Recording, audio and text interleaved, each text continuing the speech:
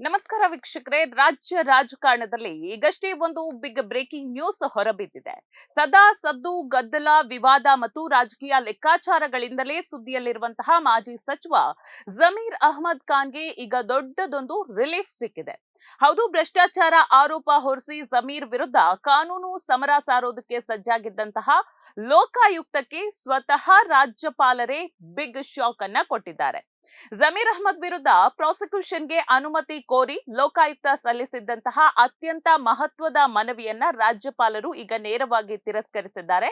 ಅಷ್ಟಕ್ಕೂ ಲೋಕಾಯುಕ್ತರು ಜಮೀರ್ ವಿರುದ್ಧ ಯಾವ ಪ್ರಕರಣದಲ್ಲಿ ತನಿಖೆಗೆ ಅನುಮತಿ ಕೇಳಿದ್ರು ಅಂತ ನಾವು ನೋಡೋದಾದ್ರೆ, ದೇಶವನ್ನೇ ಬೆಚ್ಚಿ ಬೀಳಿಸಿದಂತಹ ಕೋಟ್ಯಾಂತರ ರೂಪಾಯಿಗಳ IMA ಹಗರಣ ಏನಿದೆ ಮತ್ತು ಅಕ್ರಮ ಆಸ್ತಿ ಗಳಿಕೆ ಪ್ರಕರಣಕ್ಕೆ ಸಂಬಂಧಪಟ್ಟಂತೆ ಜಮೀರ್ ಅಹ್ಮದ್ ವಿರುದ್ಧ ಒಂದು ಕಾನೂನು ಕ್ರಮವನ್ನ ಜರುಗಿಸುವುದಕ್ಕೆ ಲೋಕಾಯುಕ್ತ ಸಂಸ್ಥೆ ಸಕಲ ಸಿದ್ಧತೆಯನ್ನ ಕೂಡ ಮಾಡಿಕೊಂಡಿತ್ತು.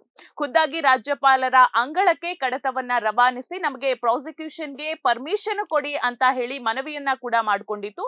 ಆದ್ರೆ ಇಡೀ ರಾಜ್ಯವೇ ಕುತೂಹಲದಿಂದ ಕಾಯ್ತಾ ಇದ್ದಂತಹ ಈ ಕಡತವನ್ನ ಪರಿಶೀಲಿಸಿದಂತಹ ರಾಜ್ಯಪಾಲರು ಲೋಕಾಯುಕ್ತದ ಮನವಿಯನ್ನ ಪುರಸ್ಕರಿಸುವುದಕ್ಕೆ ನಿರಾಕರಿಸಿದ್ದಾರೆ.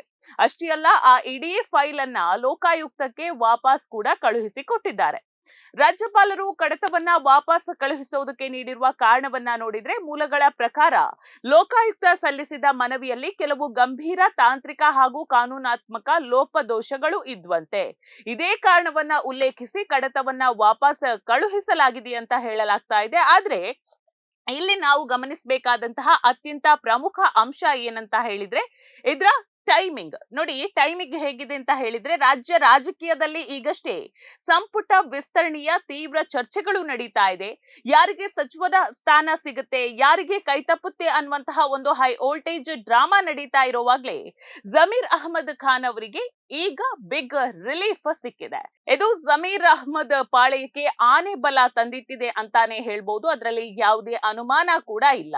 ಆದ್ರೆ ಭ್ರಷ್ಟಾಚಾರದ ವಿರುದ್ಧ ಹೋರಾಡ್ತಾ ಇದ್ದಂತಹ ಲೋಕಾಯುಕ್ತಕ್ಕೆ ಮಾತ್ರ ಇದು ಸದ್ಯದ ಮಟ್ಟಿಗೆ ದೊಡ್ಡ ಹಿನ್ನಡೆ ಅಂತಾನೆ ಹೇಳ್ಬಹುದು. ಇನ್ನು ವೀಕ್ಷಕರೇ, ಕತೆ ಇಲ್ಲಿಗೆ ಮುಗಿಯೋದಿಲ್ಲ ನೋಡಿ.